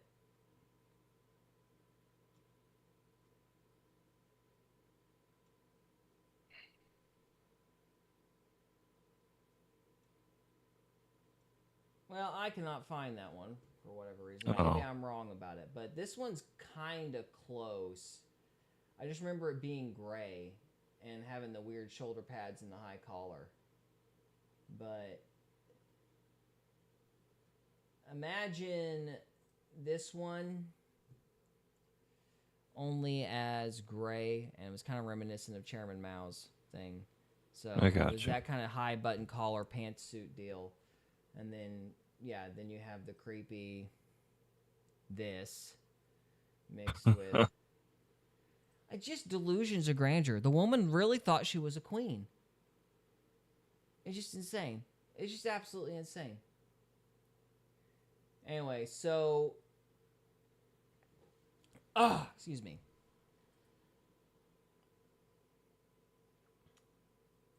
Oh, they're going to play an ad. Yeah, I think you're right. That, but I mean, that's what you get. That's what you get. Oh, and the thing is that, like, I remember, like, for example, like, whenever I was involved with, like, things like this that have negatives. I was like, yeah, old word for photography. I was like, negates. Like, what the fuck is that? But yeah, and sold the photos for potential buyers. Epstein at the time requested to take photos of young girls at swimming pools. Epstein is now threatening this person. If she tells anyone about the photos, he will burn her house down. Well, this guy seems like a real dickhead. Yeah. Subject name, character case. I mean, doesn't get much more obvious than that, does it? Let's listen to this. Dump this. The Justice Department's document dump. All right, so we've already seen that. Obviously, they haven't dumped everything they were supposed to. That is just a picture of what is on this stuff. And if they had to let that much go, imagine what the other 90% contains. Right? I mean, we could have had a heyday with it. Yeah, well, I figured we'd close the night out by looking at some of these pictures. Of course, if we get into anything nasty, we're going to have to shut off pretty dead blame quick. But yeah. But we'll look at a few of these. So this was the one that... Was that a hallway? Well, it had the creepy person. Like, is that a statue? Is that Oh. the person with the glove holding some kind of keys? I don't know. It might be a shadow person. I don't think it's a shadow person, but it's certainly creepy enough.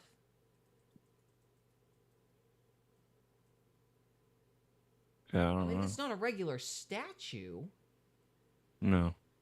What even is that? But it doesn't look like an actual person either, does it? No, it looks like almost a zombie type. Yeah, it's like some kind of weird mannequin. I don't know. That's so And why weird. would they be wearing gloves? I have no clue. But if you look here, they've redacted somebody's face out of here.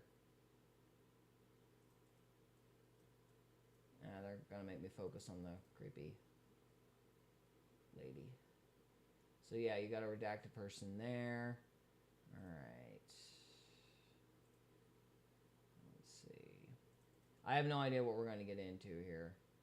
They've redacted somebody's person there. They basically redacted all the pictures with him being associated with people. You know what I mean? So you can tell what was important to them.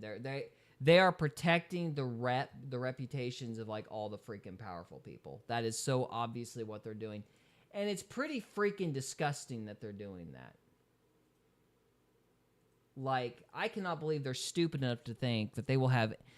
If the FBI thinks they will have any credibility after pulling a stunt like that, they're out of their freaking minds. So there's a naked lady and picture T. R. Bust of Christ and the phone. Why was the phone wrapped? Probably so there's not fingerprints on it. Scaffolding and they're building something. I'm just gonna kind of click at random here for a few minutes. So yeah, that's probably a victim though. Wow. Guest room of some kind. Why would they put redact a nightshade or a shade of a lamp? Oh, who knows? Probably had somebody's name on it. You know. Wow. These people, they honestly thought that we'd buy the whole, oh, the people accused are victims too. Oh. So you got this kind of art that was on there.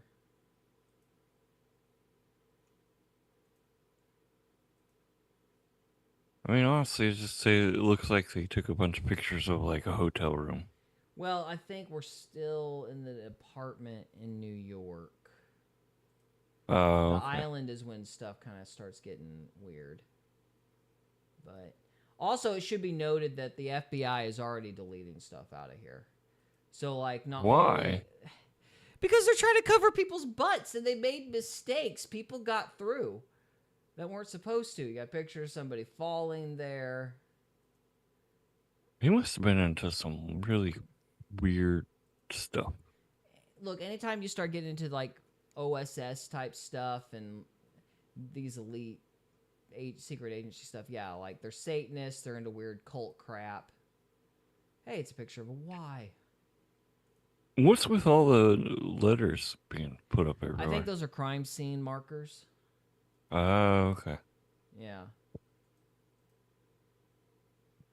So, and the guest room.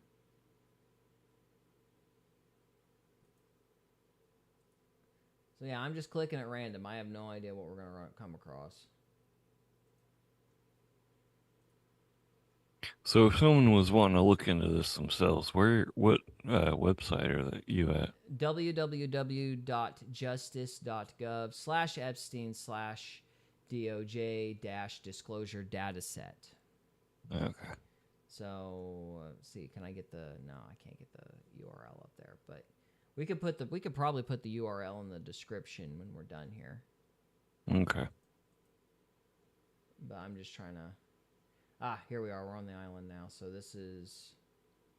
So this is Epstein Island? Yeah. The guest room. Yeah.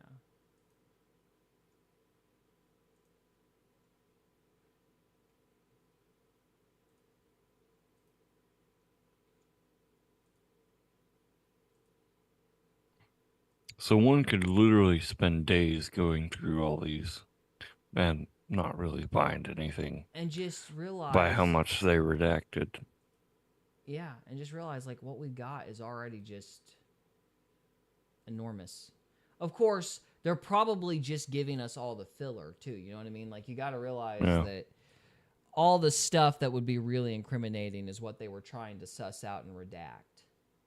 You know, we're just getting like the basic crime scene shots that didn't have anything super incriminating in them. So you got somebody redacted. Like they're just hoping, nothing got slipped through the cracks. Oh, hey, that's interesting.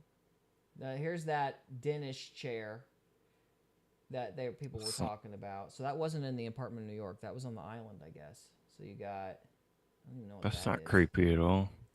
No, it's weird. It's weird stuff. Look at that. Huh.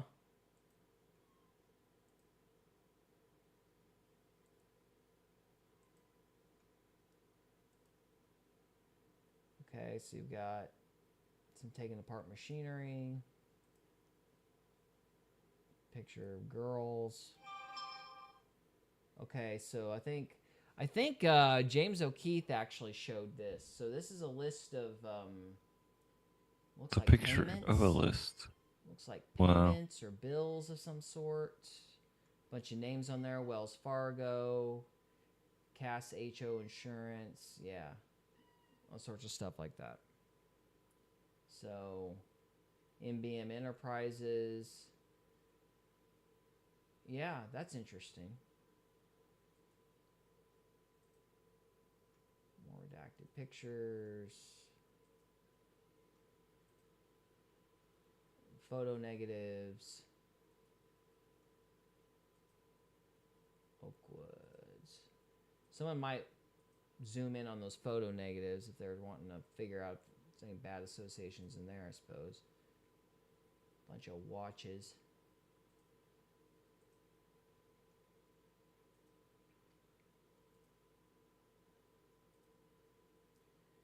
Israeli Defense Forces hoodie. People made a big hubbubaloo about that.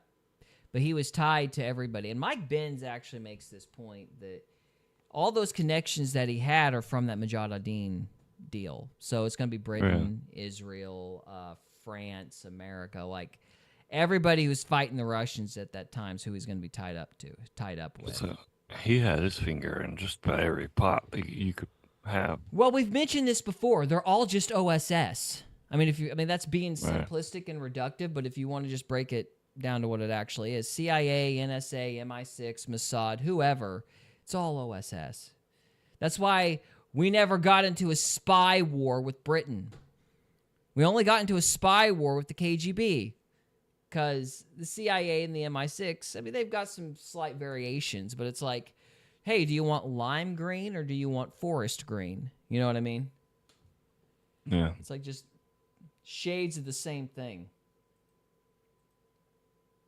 50 Shades of Grey. Yeah. Let's see here. So this is another image that O'Keefe was talking about. This is some of that cultic language that he was into. How close can we get to that? Can we read that at all? But I don't know. I can't read it. yeah, I can't either. But yeah, this is some of that cultic terminology right there. I believe, of course, on the overlay you can't. Of course, you can't. Let me zoom out here. So this stuff right here, you might get into that. This is we're in the 2009 PDF. So this is in his library or study or whatever. Yeah. Library. Yeah. More of the creepy masks. That's...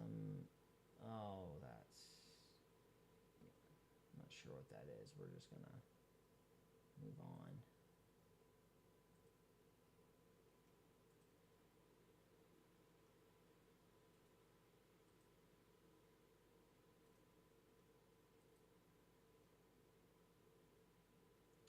So this must have been when the FBI was raiding everything. So you got more documents here. All right, we'll do one more page and we'll move on. So this is little St. John.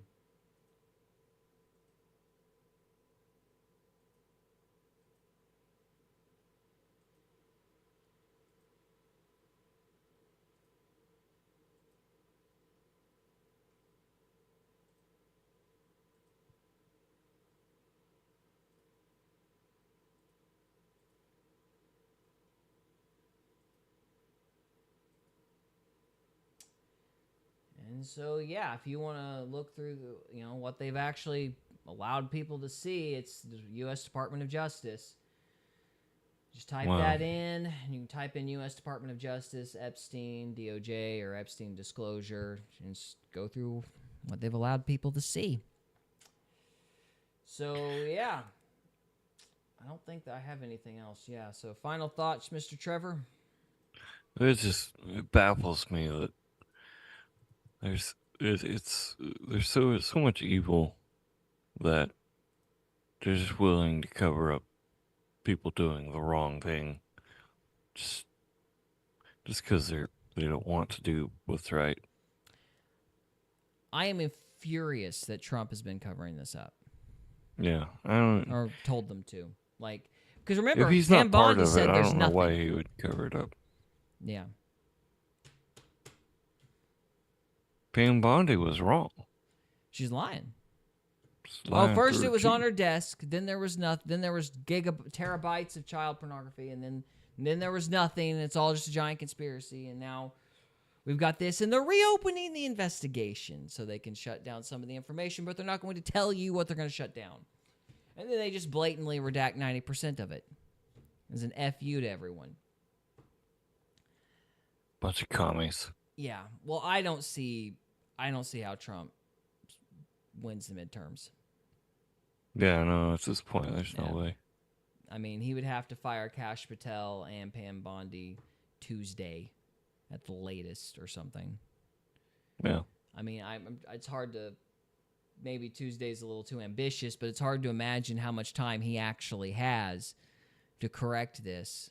But this is going to stain him for the rest of his presidency, and I don't even think he's going to get to serve the whole term at this point.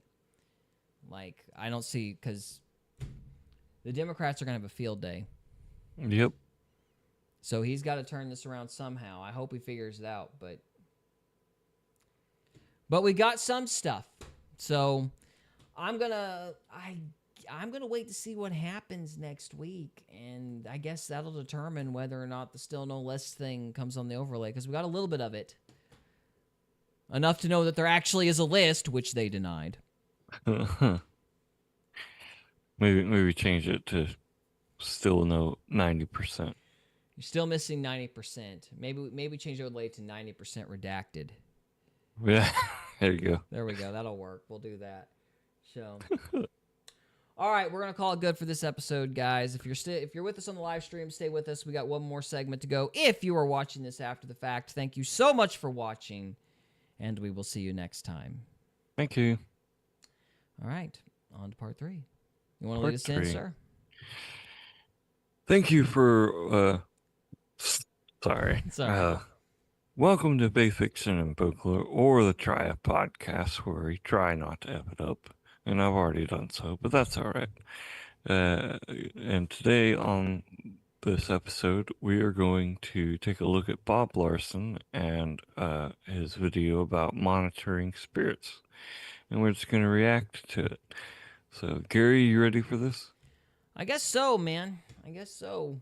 Do you know what a monitoring spirit is? I'm assuming it's the meaning to the song, I Always Feel Like Someone's Watching Me. Yeah, there you go. It basically, the devil has spirits that hang out around you at all points of your life, and they monitor what you do, and they report back to the devil. And so Bob Larson's kind of got a list of signs, if you will, of monitoring spirits. So, I believe it's right around the 3-minute mark, if you want to skip the intro. All right, 3-minute mark. All right, fair enough. We'll start there. And here we go. This is probably why the psycho shower scene by Hitchcock resonates with so many people. Because there's a demon in your bathroom watching you shower. There's an interesting passage of scripture many of you are familiar of, 1 Peter 5:8. Your adversary, as the devil, walks about as a roaring lion, seeking whom he may devour. This speaks of the devil and demons walking about, encircling our lives like a roaring lion, seeking prey.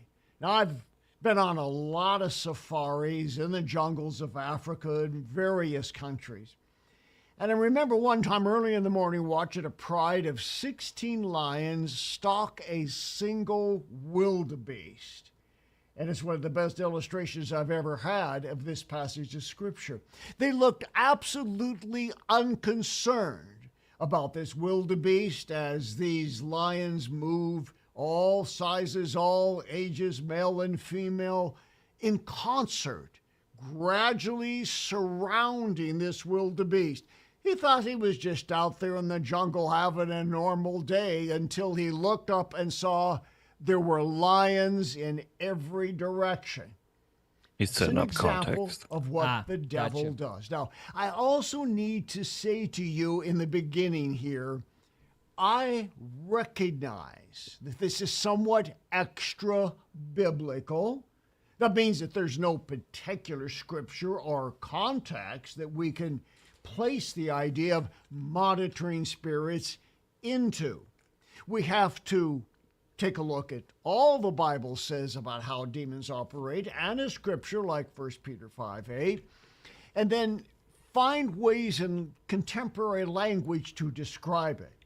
So, to be plain, the Bible does not speak of monitoring spirits by that designation.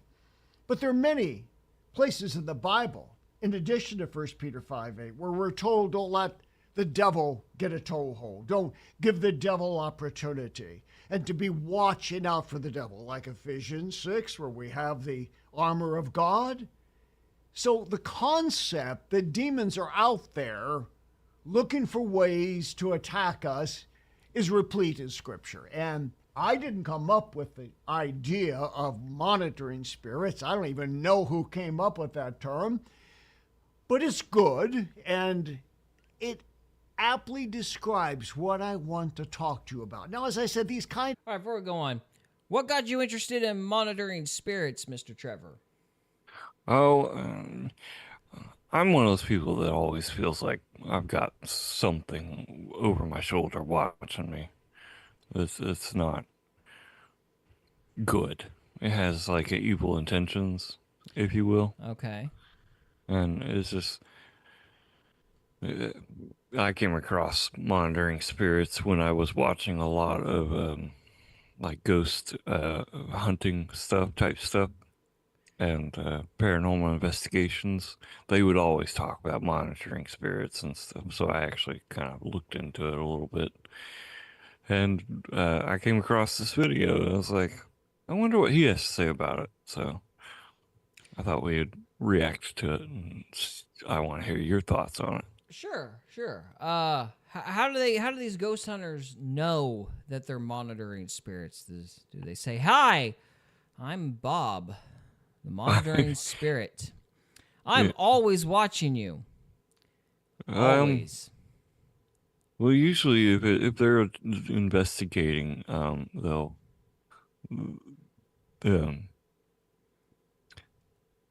come across as like a family member or something, and like they're trying to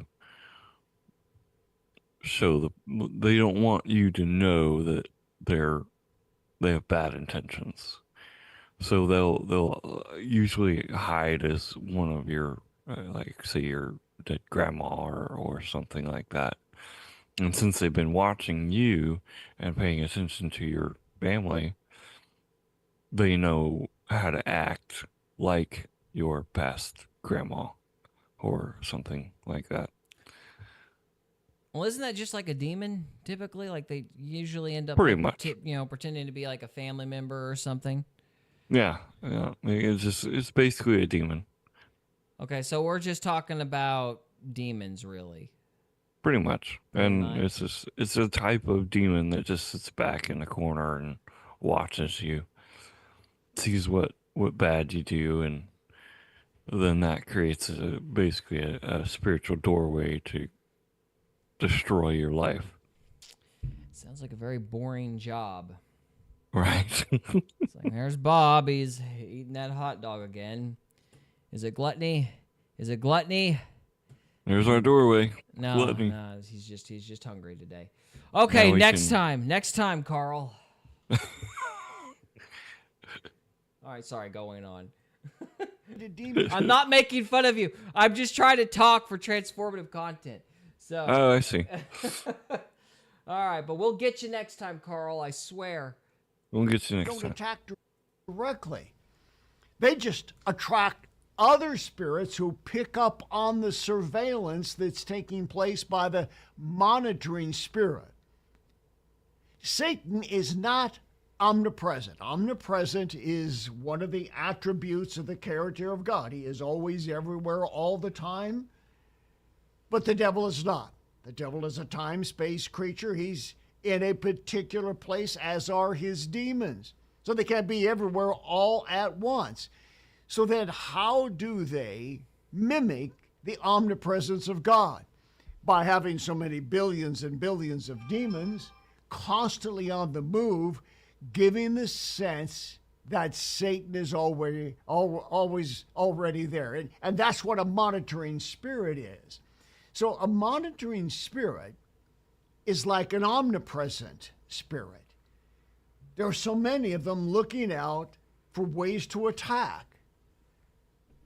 These are emissaries monitoring certain individuals to assess which temptations, which fears that person is most vulnerable to.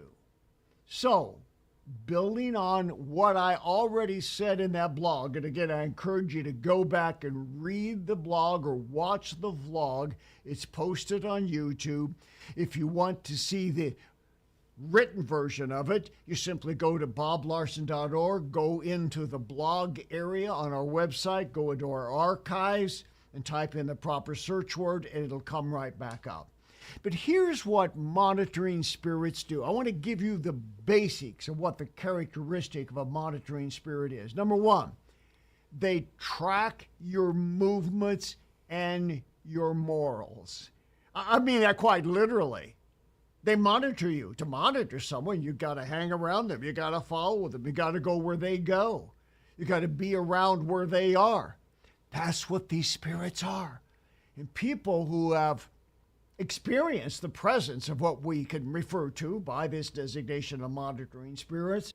Okay, Trevor, I actually had something pretty urgent come up, so I'm going to let this run for a few minutes while you finish this out, and then I will come back and close this out, and then probably have to let you go pretty quick. Okay. So, all right, I will be back in like 2 minutes. Well, all right. Yeah, give me just a minute, and I'll be back.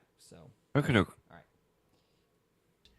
Talk about constantly seeing a shadow out the corner of their eyes, or looking here or looking there, always feeling like there's something over their shoulder, or something always in the room, or something is in their bedroom, or something's in a particular part of the house.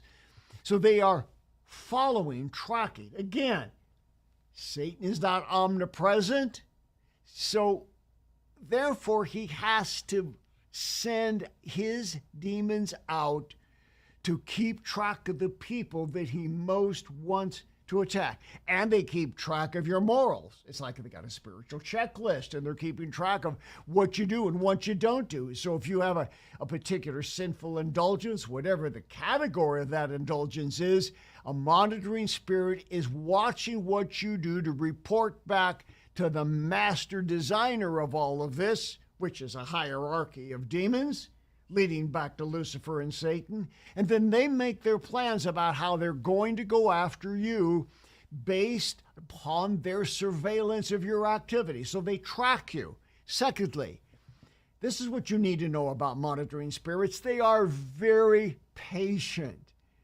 They'll watch you for years. You know, we read stories about these spies and people with the CIA and other intelligence agencies. I was reading recently about some of these who originated in Russia, and to cover their tracks, they actually moved to South America and spent years, these spies from Russia, and this is contemporary, this is something that is just recently revealed. They spent years in South America developing an alternative identity with names and learning the language, etc. They became South Americans of this particular country, and they stayed there for a long time. I don't recall exactly what it was, but it was nearly a decade before they finally moved to the country where they were going to do the spying. But they had a cover. The cover was they thought they were from South America. Nobody knew anything about tracking the origin back to Russia. So demons are like that. They're patient. Monitoring spirits hang around. They wait for years. They will wait for decades before striking. They're building a dossier on you. They know what you do and don't do, what you like and what you don't like, what your spiritual patterns and habits are. And they know that there could be a time now when there's no point to attack because you are strong in the Lord. But they see where there's chinks in the armor. They watch to see ways that they can eventually wheedle their way in.